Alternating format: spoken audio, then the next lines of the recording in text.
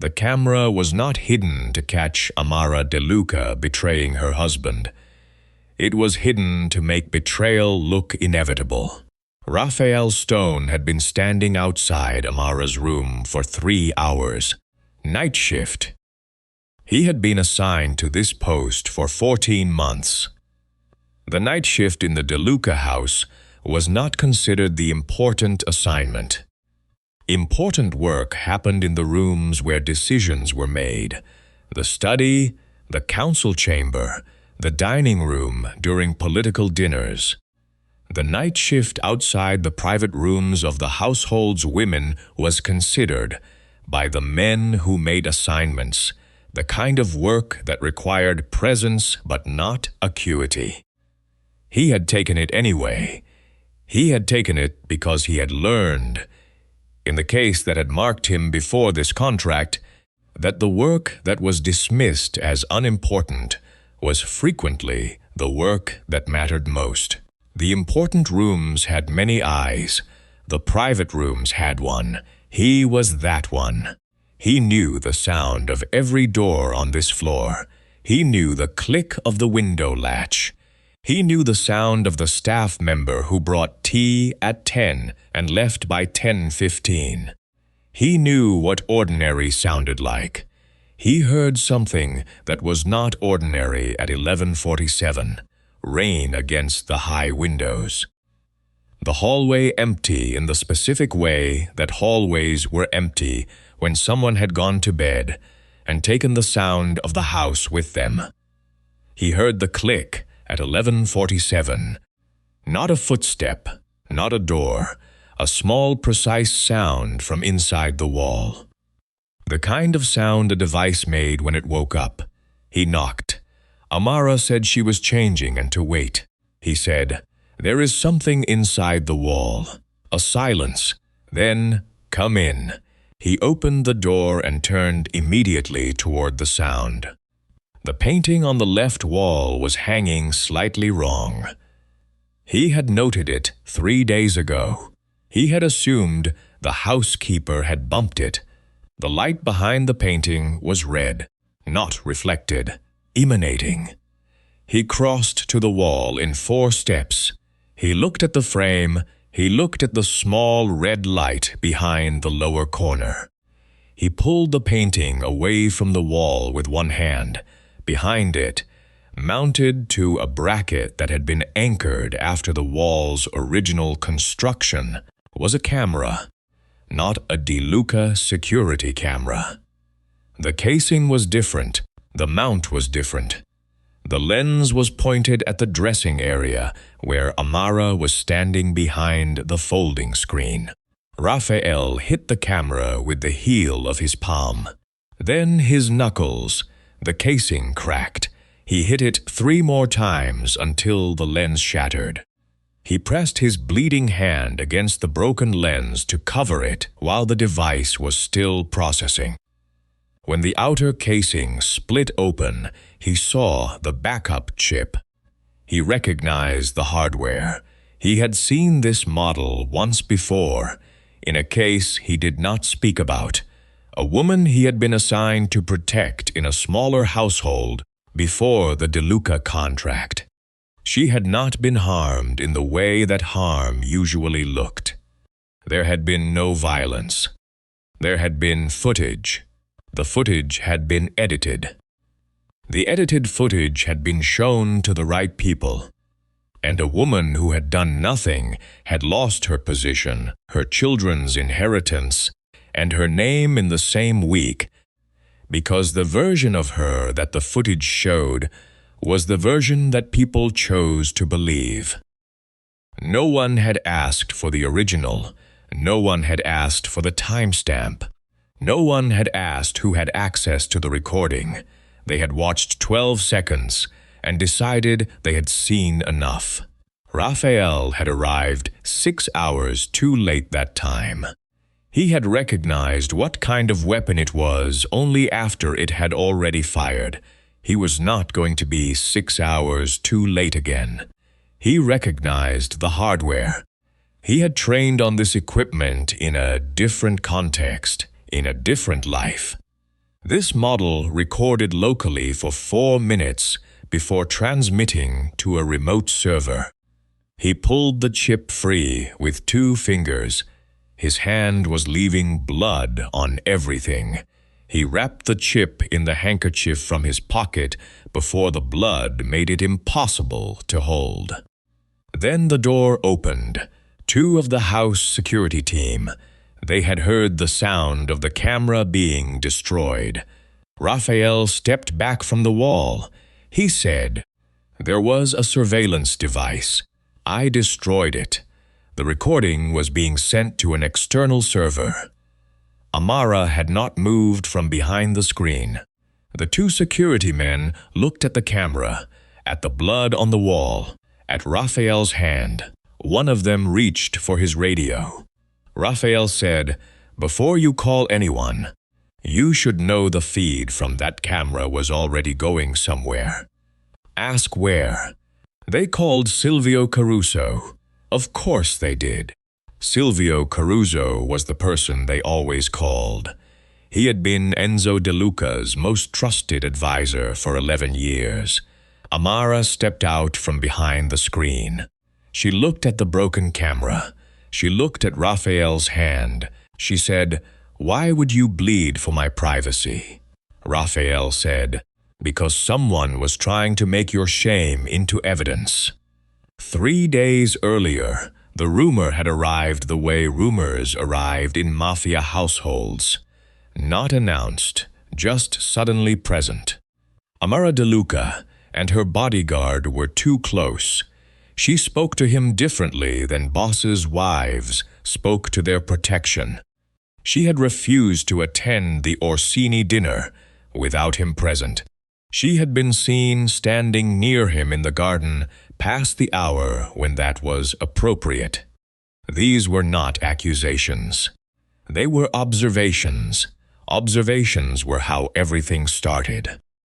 Silvio had brought the observations to Enzo in the way that Silvio always brought difficult things, carefully, reluctantly, with the expression of a man who would very much prefer not to be having this conversation. He said there was talk. He said he was not suggesting anything. He said the appropriate response was not to confront Amara directly, because a confrontation would teach her what not to do. He said a security watch around her rooms would be prudent. He said he would handle the arrangements so Enzo did not have to think about it. Enzo said yes. He said it in the way that men said yes to the people they had trusted for 11 years. Without the hesitation that came from having a reason to hesitate. Silvio had been at his father's side. Silvio had been at the reading of the will. Silvio had been the first person Enzo had called when the previous alliance fell apart. 11 years of that kind of presence created a specific weight. The weight made questions feel like accusations. The weight made yes feel like confidence rather than carelessness. Enzo said yes. He did not ask what the watch would cover. He did not ask whether the watch would enter the hallway or the room. He did not ask who would review the footage or where it would be stored or whether Amara would be informed. He said yes because Silvio had never given him reason to say anything else. That was the door, not the camera. The door was the yes without the question. The same evening, Valentina Orsini was present at the De Luca house for a political dinner that Silvio had arranged. She was 24 and precisely the kind of woman who had been prepared, from a young age, to be exactly the kind of woman that political marriages required. She was not cruel. She was not ambitious in any way that showed. She said almost nothing during dinner and watched the room with the careful attention of someone who was accustomed to being assessed. She left without incident. But her presence had been noted. The household staff talked. The household staff always talked, and the combination of rumors about Amara, the security watch, and Valentina's appearance created the specific atmosphere that Silvio had been cultivating for 6 weeks. The next morning, Bianca, the head housekeeper for Amara's private floor, was found replacing the painting in Amara's room. She said the frame had been damaged. She said Silvio had sent a replacement. The new frame went up with the painting slightly off level. No one mentioned it except Rafael, who noted it in his log and said nothing further. He had not yet understood what the frame was for. Silvio convened a small council session 2 days after the camera was found. He had spent those 2 days managing the sequence very carefully. He had spoken to 3 council members individually before bringing them into a room together. He had framed each conversation as a conversation about protecting Enzo. He had used the word uncomfortable twice per conversation. He had not used the word evidence. He did not need to use the word evidence. The footage was the evidence. The footage, specifically, in the form he had prepared. He presented the footage before Enzo had been shown the full context. The council saw Rafael entering Amara's room after midnight, Amara behind the folding screen, Rafael moving toward the wall, then 47 seconds of nothing. Then the security team arriving to find the camera destroyed and Rafael's hands bleeding. Silvio did not editorialize. He let the gap speak. He said only, "A scandal does not need to show everything. It only needs to show enough for men to imagine the rest." Rafael was brought before the council. He said he had heard a device activate. He'd said he had entered the room because a surveillance unit had been placed in the private chamber of the woman he was assigned to protect. He said he had destroyed it because it had no right to be there. The council looked at the footage. The council looked at his bleeding hands.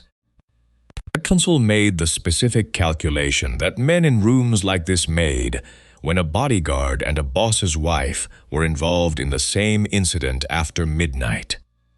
Rafael said, "I did not cover the lens to hide what we were doing. I covered it because it had no right to see her at all. They did not believe him, or they chose not to." Enzo was brought to the room. He looked at his wife. The look was not angry. It was something worse than angry. It was uncertain, he said. "Was there anything between you and him?" Amara looked at him for a long time. She said, "There was a camera between us. And somehow you are still asking about the man who broke it, not the man who placed it." The room was very quiet. Silvio, from the corner, said the question was reasonable given what the footage showed. Amara turned and looked at Silvio. This was the first time she had looked at him directly since the session began. She said, "The question is reasonable, given that you arranged the footage." Silvio's expression did not change. That was the tell. A man who had done nothing wrong would have been startled. He was not startled. He was managing. The council demanded Amara prove her innocence by allowing the full footage to be reviewed. She stood in the council room. She had been in this room before for formal occasions. She had sat at the long table for alliance signings, and she had stood at the window during readings of accounts. She had always been one of many people in the room. Tonight, she was the subject of the room. She understood the difference. The difference was that when you were a subject, the room's opinion of you was already forming before you spoke.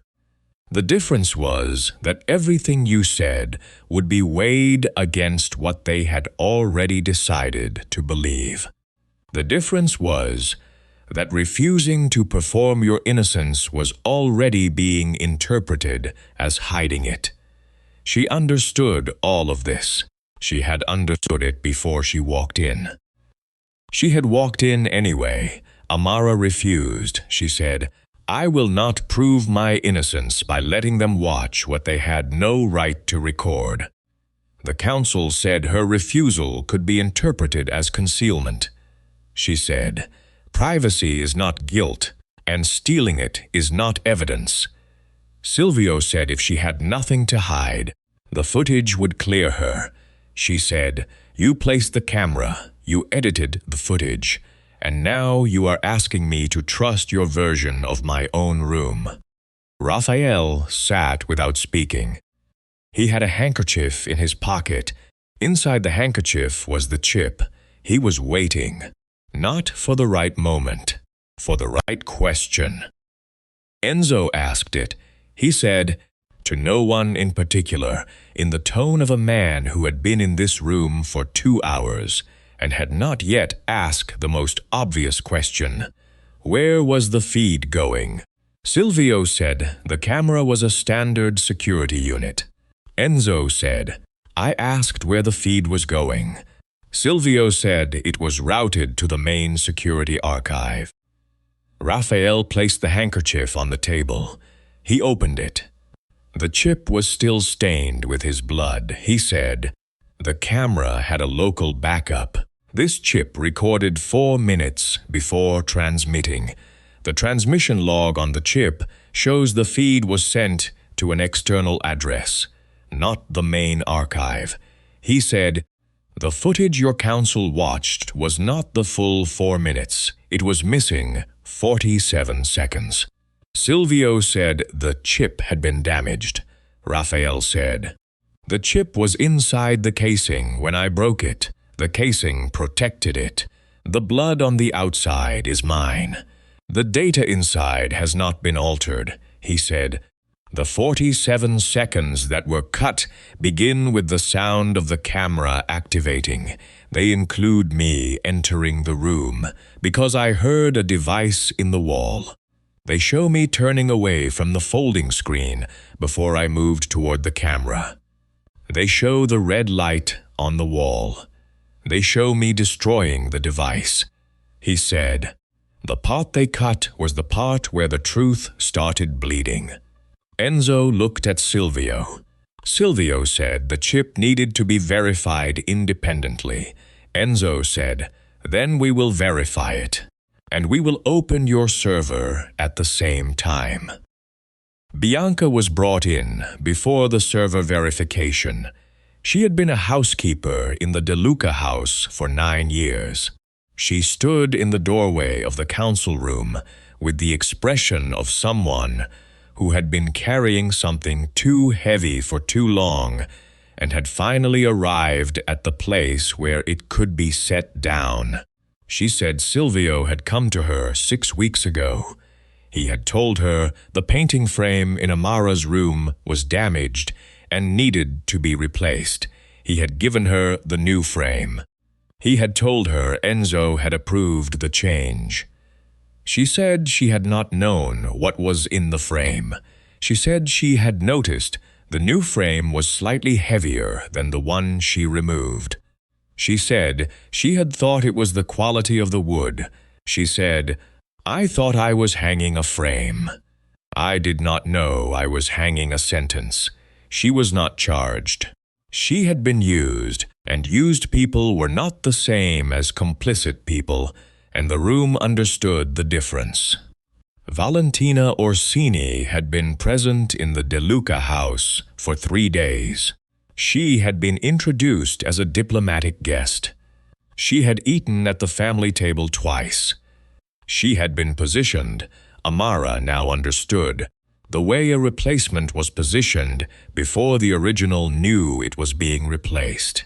Not aggressively, not visibly, simply there, available. Already familiar with the layout of the house and the names of the staff. Already known to the council members as someone who had been approved. Valentina had not wanted to be in this position. That was the thing Amara had misread. She had watched Valentina for 3 days and seen the stillness of someone prepared to be chosen and had assumed that stillness was ambition. It was not ambition. It was the specific resignation of a young woman who had been placed somewhere by an older man's plan and was not yet sure she had a way out. She entered the council room without being summoned.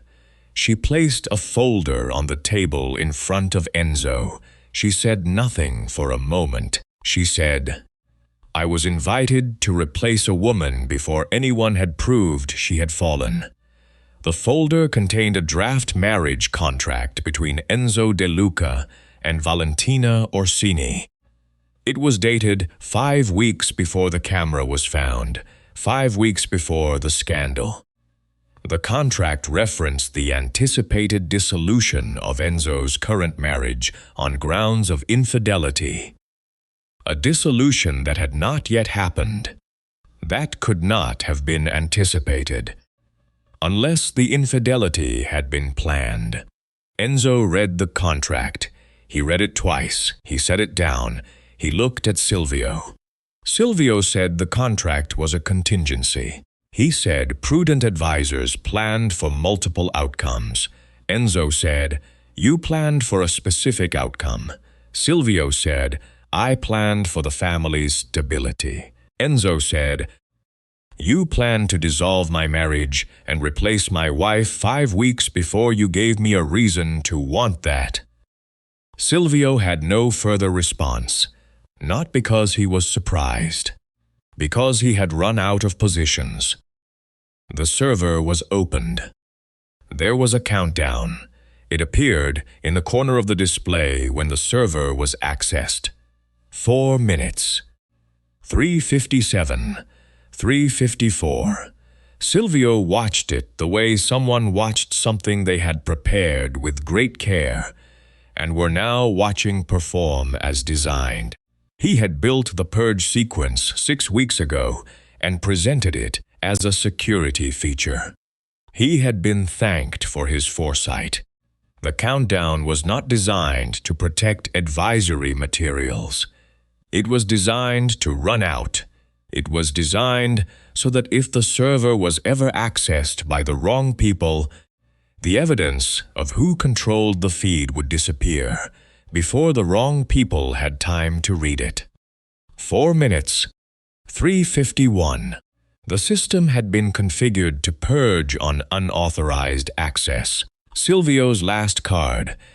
If the server was opened without his authorization code, the data would begin deleting in 4 minutes. He said, "Save her privacy or save your alliance." Enzo said, "Then the first truth they hear will be mine." He spoke the public record before the server was fully opened. He said, "The footage was planted, the camera was illegal, and I allowed suspicion to open the door." He said it clearly to the room, into the formal record being kept by the council scribe. Then the server was accessed.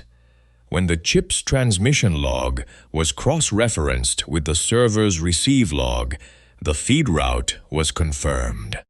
The camera had not been sending to the De Luca security system. It had been sending to a private server registered to a shell account that traced back to a communications address associated with Silvio's private advisory files.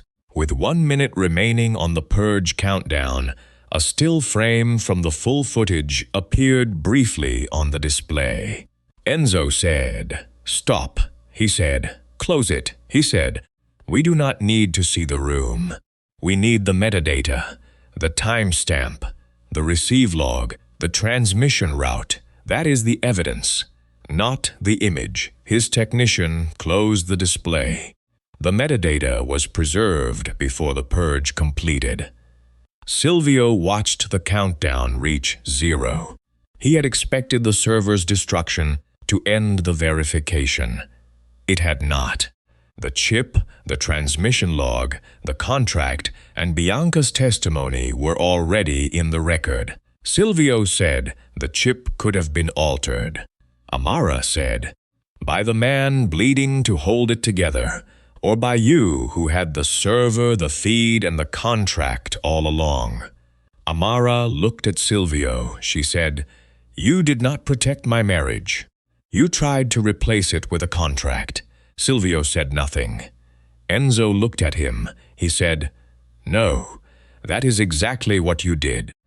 The vote to detain Rafael came from 3 council members simultaneously. Silvio had suggested it without suggesting it, by noting, in the pause after the chip was presented, that a guard who entered a boss's wife's room after midnight remained a guard who had entered a boss's wife's room after midnight, regardless of what he claimed to have heard. 2 of the 3 council members who voted were men who did not know Rafael well enough to decide anything on their own. They were deciding based on the architecture of the situation. The architecture said, guard, room, midnight, wife. Enzo's guard raised his weapon. Amara said, if you punish the man who broke the camera, you reward the man who placed it. Enzo did not move. She said, you do not restore my honor by killing the only person who protected it. The guard looked at Enzo. Enzo lowered his hand. He said, put it down. The guard put it down. Silvio said nothing. He had used up his moves. Silvio said, as the guard's hand came to his shoulder, men believe what saves their pride first. It was never about the camera. He said it without looking at Amara. He said it to the room. The room had already given its answer. Silvio was detained. He did not speak again when the order was given. He had spent 11 years in a house where he had been the person who gave orders. The specific silence of a person who had spent 11 years in power and was now experiencing its removal was a particular kind of silence. It was not humble. It was recalculating. There were other files, other arrangements, other people who had received his guidance and benefit from it in ways that would be uncomfortable to document. He would need to decide how much of that to protect and how much to trade. He was already deciding. Silvio was detained, not for a conversation, for a formal accounting of every advisory action he had taken in the past 18 months, because men who built one scandal usually had scaffolding from others. The house was very quiet after midnight. The council members had gone. The security staff had been reorganized.